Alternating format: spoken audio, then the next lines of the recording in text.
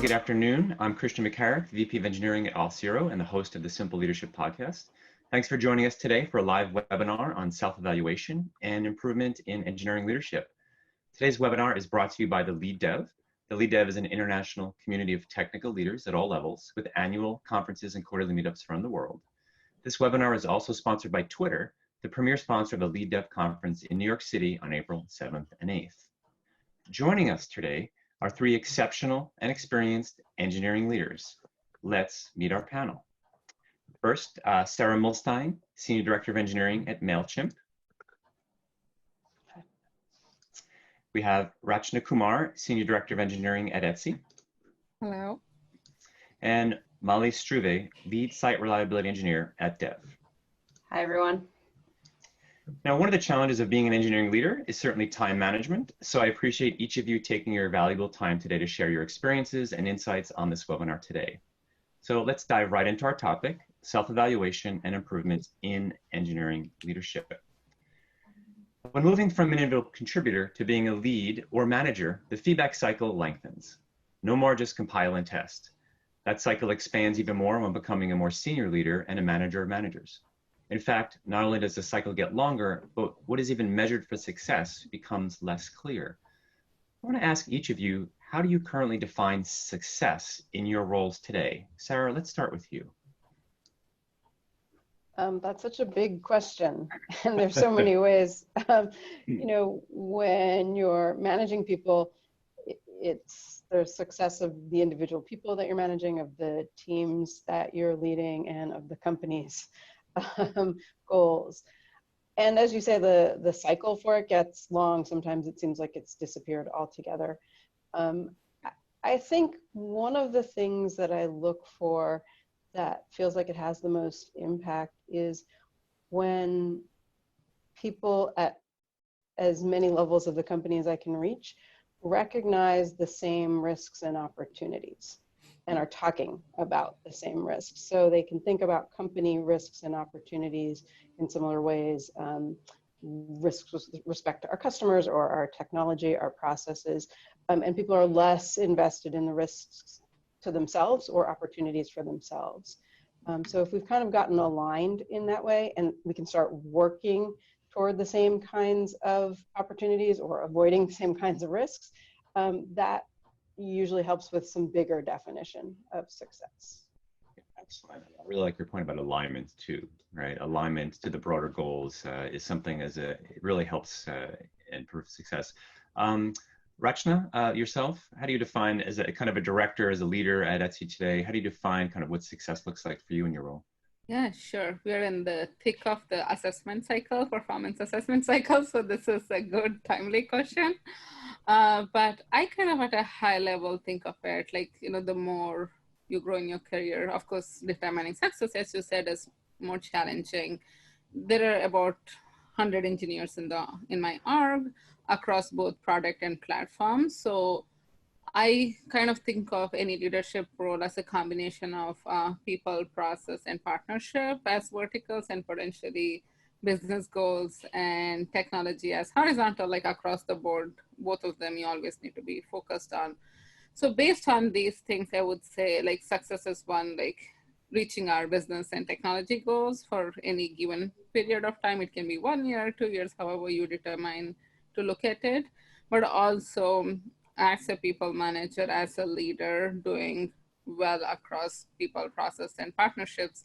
Especially the more you zoom out, partnerships become really, really critical, be it with your product partner or with people in marketing or people on the engineering infra teams. So that's how I kind of look at it.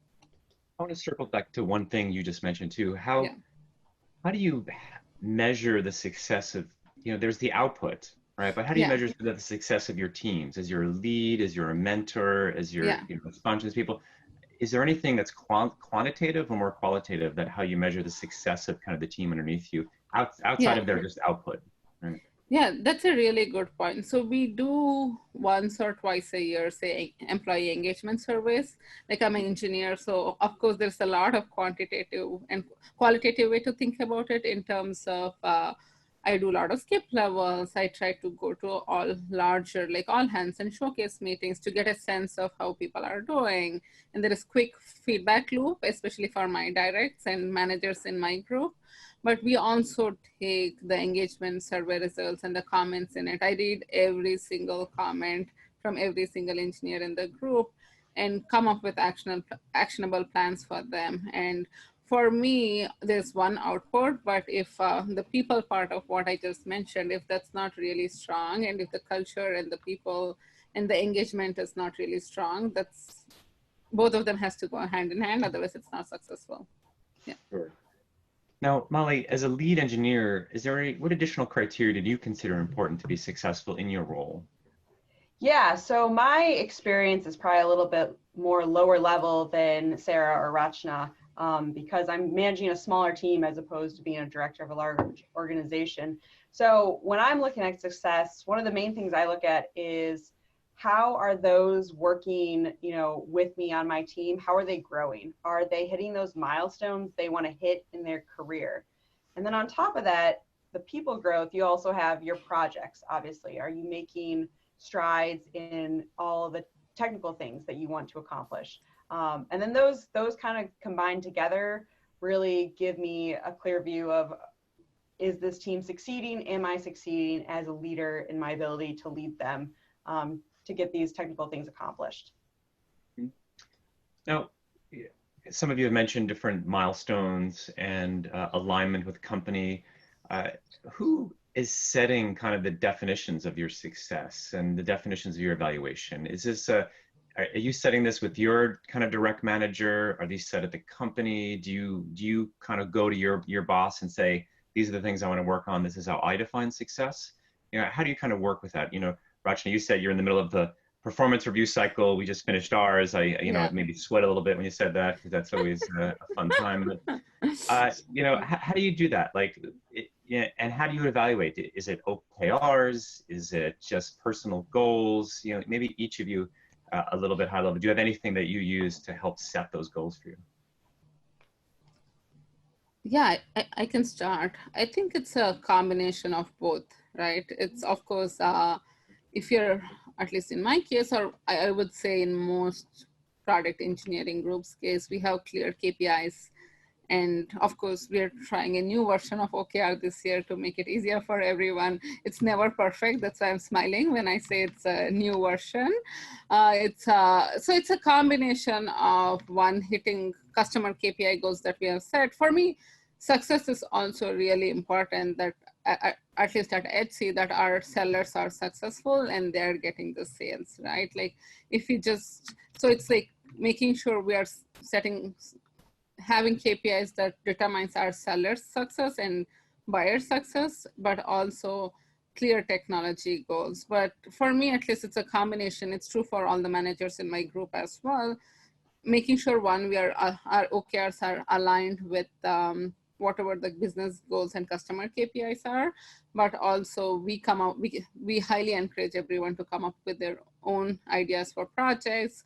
We like when people see problem areas, like we want to modernize something or come up with like technical goals. So we try, as long as it impacts whatever our business goal is, it has to be aligned. It can't be completely off. We try to do a combination of both. Yeah. Sure. Now, Sarah, you have experience too with managing distributed and remote teams, right? How do you see there's any difference of trying to kind of do performance evaluation and self-evaluation as a manager? Is there anything different that you have to do kind of being a remote leader, managing distributed teams, that you would not necessarily have to do, in an office in a co-located space? Not particularly around goals and success. I think one of the things that is true of distributed teams is that you need really good communication. And in a way, like, it just doesn't work if you're not communicating regularly, if you don't have good structure and good cadence and shared expectations about how and when to communicate. And in a way, you could think about it the other way around, that because you have to have that in place to make the work at all in a distributed team. We could probably take some lessons from that for the in-person teams to make sure that we are structuring things properly to have these conversations. Mm-hmm. I think Yeah. one thing I'd like to add to that, being someone who's now in a full remote team, something else that's really important is knowing the people that you're working with and knowing their communication style. Some people have different ways they like to communicate. Some really like to do it in DMs and Slack. Some would rather prefer a in-person, talk via Zoom. Some might prefer a phone call. So knowing which members of your team prefer which methods of communication is also super critical, so that you can ensure that you're communicating with them in the way that's most comfortable for them and the best for them. One of the things that I hear when I talk to a lot of engineering leaders as well is, and part of the subject of this webinar is, how do you know if you're doing something right? Because oftentimes it feels like maybe you're doing everything wrong. And I want to ask you, maybe Sarah, the power of kind of support groups, whether it's a support person or a peer group, do you think that, do you think that's an important thing to have as an engineering leader, and what are the benefits of that?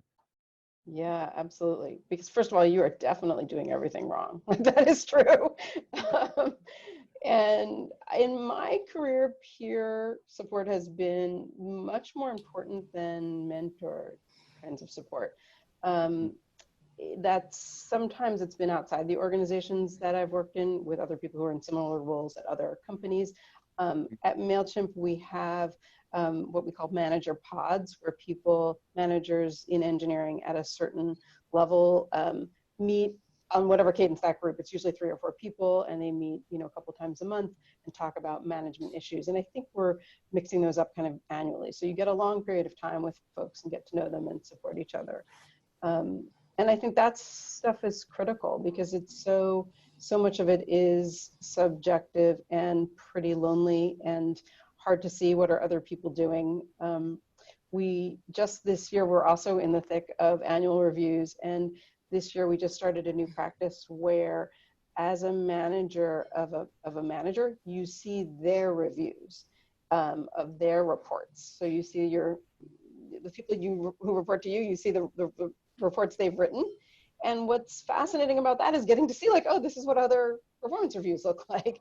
There's not a lot of that kind of information. How are other managers working? It tends to be not that available to us. So I think anytime you have an opportunity to connect with peers, it can be super valuable. Yeah. Rachana, for you, have you found peer support be an important aspect of growing as a leader? Yeah, +1 to whatever Sarah said. I completely agree. I think we spend so much time and energy talking about mentorship and sponsorship, mostly from people above. I think what's been instrumental to my career absolutely has been having a peer support group, both within Etsy and outside Etsy. And especially when the role is so cross-functional. At Etsy, we kind of think of a product team as consisting of product design, engineering, and research analytics. So it's like 5 groups together.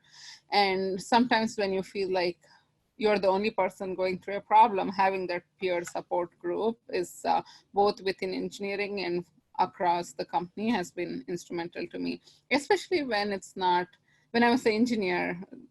It was much easier to measure success. The output was much more visible. Whenever I'm in doubt, like I sit on a table with like my product partner next to me, my engineering peer, in front of me. I'm always asking them questions and running them through my ideas. Yeah. One of the things that, as you've kind of grown in becoming an engineering manager or leader, is there anything that surprised you, that there was expectations put upon you for your performance that you didn't really realize as an IC? Especially as you become more senior. Is there anything that stands out that was like, wow, I didn't realize that was expected of me, and it is? I didn't realize you couldn't just tell people what to do. When I was that's a really Yeah. solid one. Or that when you tell someone what to do, they might not understand it. You might actually have to present it in multiple different ways before it's understood exactly what path they need to follow. Yeah.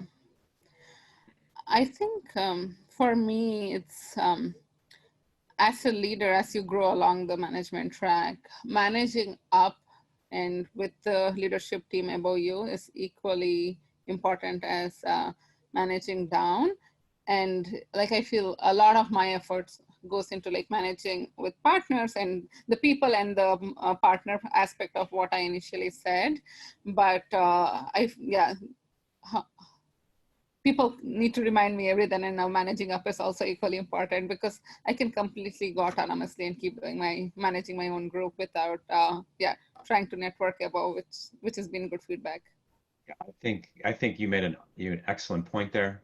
Managing up and outwards. I might even add it might be as equally or more important sometimes as you grow to your teams to be able to be perceived as successful, which is an interesting transition. As you kind of grow a little bit, you have to start interacting with people who may or may not be technical, especially maybe they're an executive team, maybe they're sales, maybe there's someone else. How do you, and they might not know, oh, you have 100 people, like you said, working for you. What are they all doing, right? As an engineering leader, how do you set that expectation properly, and how do you show up and outward that you and, by reference, your team is actually not only succeeding, but, exceeding expectations? Yeah, I think it's always a challenge, because there can be people, as you said, from sales to marketing to product to design, depending on whom you're talking to. So one of the things, based on the feedback that I just mentioned, I have kind of tried to align before. I try to prep before, like if there is a presentation to the executive team, or if I'm meeting one-on-one with another ET member who has more interest. I also manage the mobile apps group. If they're more interested in what's happening there, I try to kind of, depending on, of course, there is the key business metrics that we are trying to drive, which is pretty apparent. But based on who the audience is, I always try to prep kind of the content, think of questions and have clarity on what they might want. Sarah, for you, what about anything that you have for tips for managers for managing up? Do you have anything that you would give in your experience to help with managers that managing up and better representing their teams? So I think so much of what makes it hard is that whenever you're speaking to somebody who's in the administrative above you, you don't have the perspective they have. And it's really hard to guess at what are they going to care about and what's the right level to hit them, how much information, how quickly. And often, I think one of the misses is that we think they see the same problems that we do, and they just don't. So you're in there like making an argument that we should do something, and they don't understand the problem at all. Like, they're just not seeing it. So certainly, if you can like test drive your problem in your conversation beforehand with somebody who either is like knows the stakeholders really well, or if you're going to, before a group, talk to a couple of them individually beforehand, that sort of thing can often really pay off quite a bit. I also try to help figure out, when is it that we're asking for permission? When are we asking for input? When are we just giving you a heads up about something that you might need to know about down the road? That can help a lot, so that it doesn't seem like we're always asking for permission or we're asking somebody else to solve a problem. That's a great point. That's one I've heard before, Sarah. Like, I think a good tip and takeaway from that is be very explicit with that. Like, as you go to someone else in the company, I'm just giving you an update. I'm asking for your help or permission or advice for something, or any of that. I think, because I've made the mistake myself too of going to someone and they ask me, so what are you at? Like, what do you want from this? So I think, yeah, that's a great point, Sarah. That's a very great point. So at the ET level, we kind of also, when teams meet, the ET, we have meetings, whether it's an update meeting, whether it's a decision meeting, and there are different kind of formats for each, which I think setting the expectation right away is really helpful. One other thing I've found too is that in general, the more senior that you become, the more in control and autonomous you need to be to sort of own your career, right? You need to own your kind of advancement. what would you recommend for junior managers or managers starting out today to sort of take control of their career if they want to sort of advance? Are there any things that you would say that are important to look out for and how to manage that themselves? Yeah, so as someone who's, I guess pretty new, I've only been leading for just over a year now. I would say one thing is to constantly evaluate if you are enjoying the path you're on. So as you become a leader or a manager, you are going to naturally have to step away from some of that individual contributor work that you were doing before. And you kind of have to shift that focus to managing people and to other people's successes as opposed to your own technical success. And I think making sure you're constantly evaluating that you're happy doing that and that you're enjoying what you're doing is super important. Otherwise, you end up kind of down this path. And if you end up in a path that you don't want to be down, then it's going to show and it's going to affect everyone around you because you're going to be disgruntled. You might just not be happy. So that's something that I like to tell other people, just constantly evaluate your own personal health and happiness with what you're doing. And as long as that's good, that's going to flow down or, to everyone you're leading. Anyone else have any additional comments? I sometimes think about that shift, like when you're, and I see a lot of the problems you're solving are like the immediate problem in front of you. And as you get more senior or into management roles, you start to look for the pattern so we can solve this problem for many people or everybody. So it's not just a representation of a problem on your team or a problem that you individually are having with HR. How do we address this more globally? Okay, excellent. One of the things is, and actually, Sarah, this is interesting for you. You wrote an article called "How to Fail When You're Used to Winning," and I read through it. And although the content I don't think was specific about engineering leaders, I think there's a lot of parallels because every new manager makes mistakes, right? So, how do you feel that managers, one, should handle making a mistake and then learning from them? I mean, there's a lot of ways. It's certainly, if you're able to, sometimes for some people, writing about a mistake you've made, whether you're going to share that publicly inside your company, publicly on the internet, but just sometimes the process of writing can help cement some of the lessons and help you think through what just happened. I do think also lots of companies have good post-mortem practices, and sometimes you can get with a person who facilitates those to ask you a bunch of questions. Just do a personal postmortem, or it might be that one of the peers or the peer group that you're working with can help you, if you're better at talking things through, can help you talk through some things and think about what can we take away from this. But in any of those cases, it's kind of like being intentional about saying, like, I'm ready to face that this was a mistake and I want to get something out of it. Yeah, I'd have to agree with that. I think it's super huge as leaders that when you make a mistake that you own it and you're open about it in a sense. You don't try to cover it up, you don't try to hide it. And I think, that's twofold. It shows that you are willing to learn, you're humble. And on a second note, I feel like being an engineering leader, at least, there's a lot of this kind of hero worship culture that goes along with it, where people look up at some of the engineering leaders and they just think, oh my God, this person cannot fail, they're perfect, they've probably never taken down production, whatnot. And that's just not the case at all. We've all broken so many things we can't even keep count anymore. But the key is that we learn from them. And so I think being open and sharing about those experiences humanizes everyone and just makes you more approachable as a leader. How do you, and maybe go back to the peer group thing, how do you encourage someone to not kind of just get disheartened, and just beat themselves down? Look at the imposter syndrome piece of that.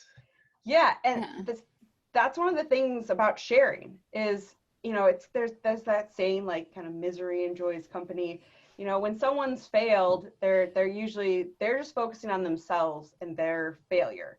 And so what I like to do is I like to say, hey, you're not the first person to do this. You're not going to be the last. This is not going to be your last time you fail either. Like, this is part of the process.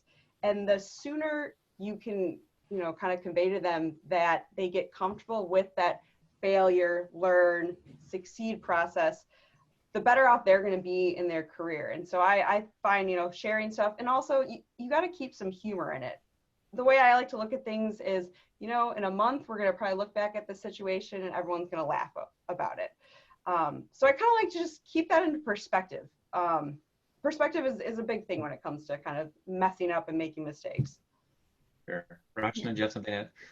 Yeah, absolutely. Like at Etsy, we have, at least in engineering, a very strong, like for any technical failures, blameless culture. We were one of the first to kind of think of blameless postmortems, which I know is like adopted much more widely now. We try to apply a lot of those philosophies.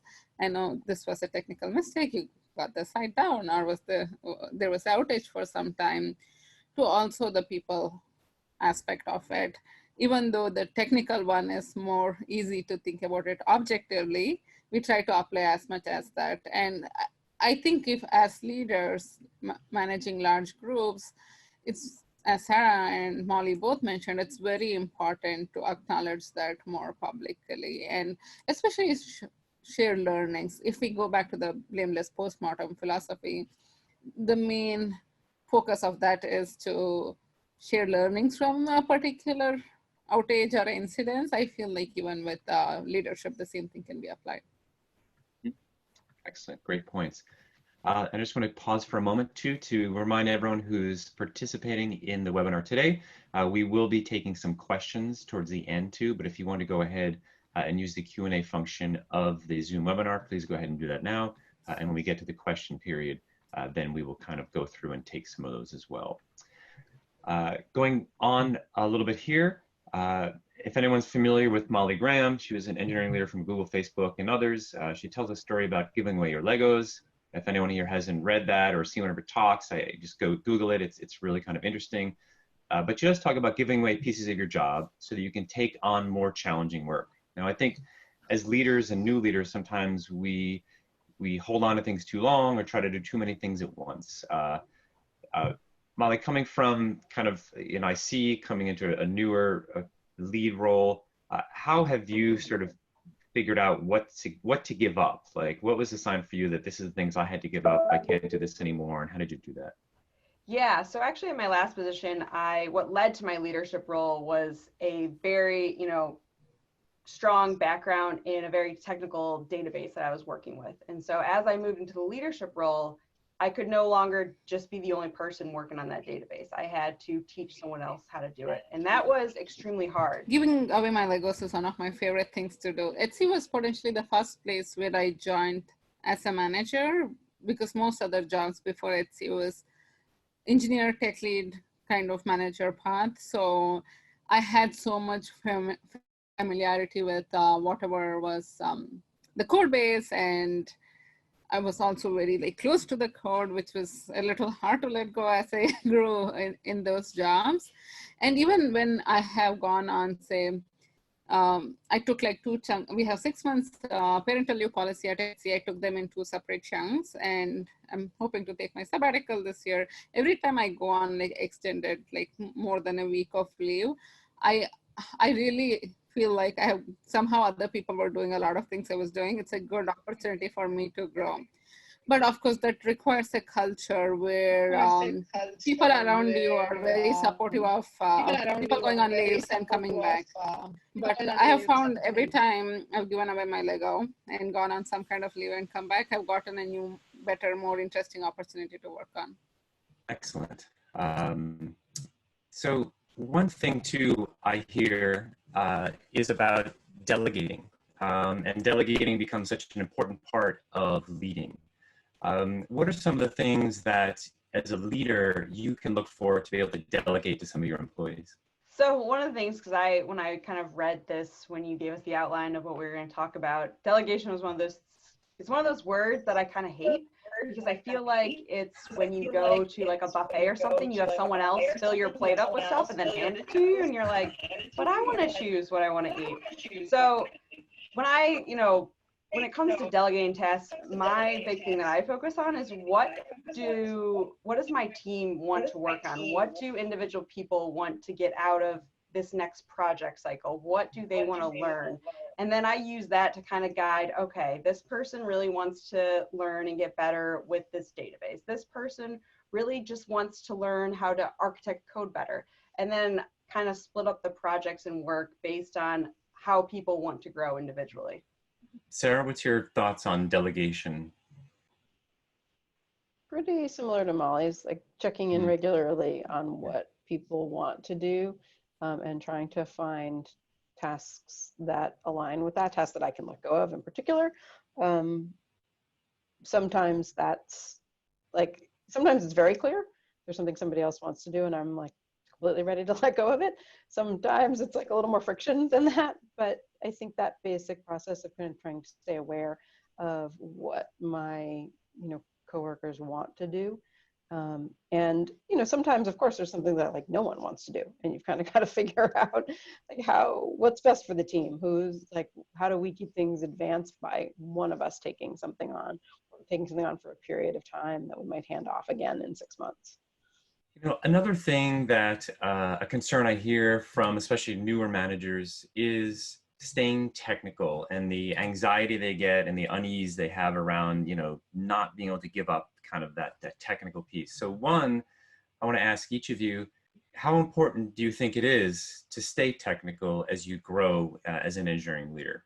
I think it's important to stay technical. It's because at a high level, I think there are different levels of anxiety, right? Which is some of it is like half is in your head that you don't need to know every new technology and absolutely all details about it. But say if you're managing a large group of engineers and understanding what are their, most importantly, what are their pain points and problems within code base they are working with, I think is really important. I'll go ahead and answer this question with an extremely counterintuitive answer, which is I'm not technical in the first place. Like I'm not an engineer and have no coding skills. So I have kind of adapted around that in a couple of ways. In the role I'm in at Mailchimp, we have different tracks in engineering for ICs and managers. So for one thing, mostly the senior ICs help guide the technical decisions rather than the managers. But I also think about it sometimes as an opportunity to learn from the ICs around me, which is a nice change of power dynamics where they get to teach me things. And sometimes that can really be excellent for our relationship building. And, in the question before, like, how do you keep people's morale up when there's lots of failure happening?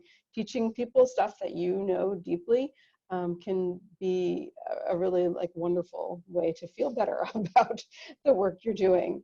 And I try to focus on how the skills that I do have are important to helping the engineers around me. So that might be translating for other departments, partnering with other people cross-functionally, making a business case for something that they want to do. Those are all skills that I bring from other kinds of work that I've done. And then I think a lot about software development as a whole process rather than just engineering, and how does engineering fit into the software development process, and how do we advocate for better systems that engineering can really, systems within our product development that engineering can really plug into. And Molly, I think, you being a little bit more closer, being a lead, what is your thoughts on this? Yeah, even being a lead, I still, especially right now, I'm very technical, joining a much smaller team, but at my previous employer, as our team was growing, definitely had to let go of a lot of certain, technical things that I was doing on a day-to-day basis. And you kind of miss, those aha moments, finding those bugs, et cetera. But what you get in return is that you have the time and ability to step back and really look at the big picture. In a sense, you get to steer the ship now. And once you kind of see, the benefits of that trade-off, it allows you to kind of relax and not worry so much about all the little technical details, which you might not have because you're not in the code base as much. but you still have that big technical overview. And I think as long as you keep that big high level technical overview and you understand your system, which I used to do by a lot of PR reviews. So I might not be writing the code, but I was constantly looking at the code. I was constantly looking at how decisions were being made. And that was one way to kind of stay in the loop technically, but maybe not, down in the nitty-gritty details, because those I was no longer as concerned with. Yeah, that's a good point. It's one of the things I recommend there are a lot of our managers too, get involved in the architectural decisions, get involved looking at the PRs. I think it's good to conversations too, to have one-on-ones with, if you're doing some of those as well, to look for the patterns, if not necessarily the specific, the specific things there. So I only see kind of one, we're kind of getting to sort of the end time of our webinar here today.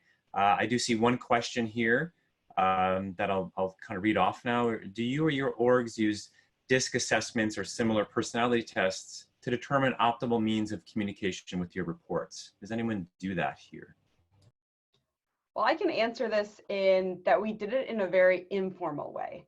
So we actually had a company retreat recently, and we had this kind of, so it was an assessment that kind of broke people into 4 different groups. It was like North, West, South, and East, and each one had different personality traits, and we split the entire team. Everyone put themselves in the region where they thought they, best fit, and then we all discussed and talked about it. And that was actually really enlightening for everyone to see how everyone else works together. And it was super interesting, because some people that I thought might have been in one area were not, they're in a different area. And so as someone who's in a lead position, that was super helpful to me. It was very informal, and it ended up being a great little exercise. So I think there's ways to do it without literally handing someone like a paper and pencil and being like, you got to fill this out now. Anyone else use any of the personality type things in their teams?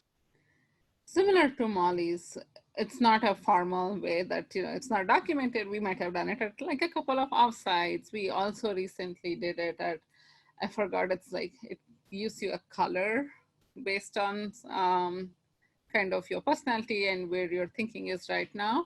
But mostly we have used it at offsites then to kind of foster better collaboration in the teams, but not in any formal way.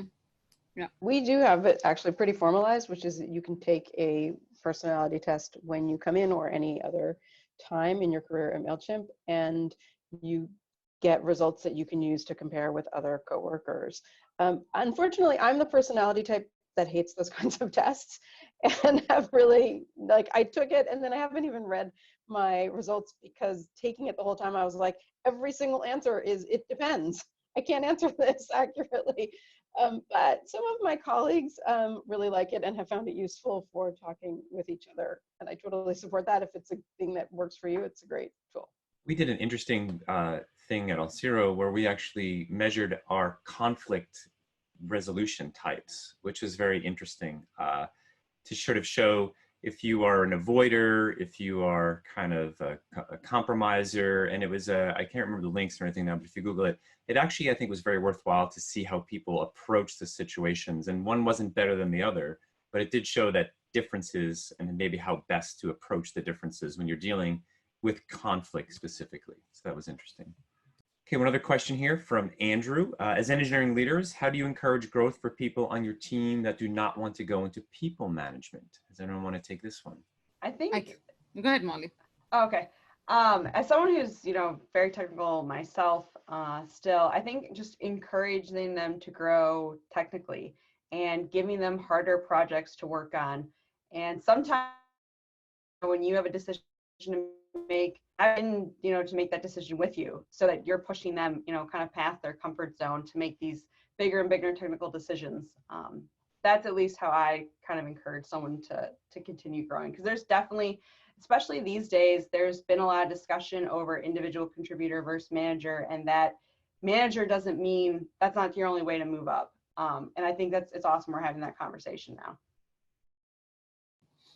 Yeah, I think one of the things that's at least I've seen over my like 5-6 years at Etsy, which has been really helpful as a manager for me, is having clear individual contributor career track and also management career track. And it's kind of both of them are equally interesting and rewarding, and also giving the option to people to try both. Like in my own arc, like if someone wants to try management, they can, and there is a clear trial period with expectations, and by end of the trial period, we try to assess like mutually, is this something we want to do? And if we are good at it, if we enjoy doing it, and if you're really a good fit to be on the management track mutually.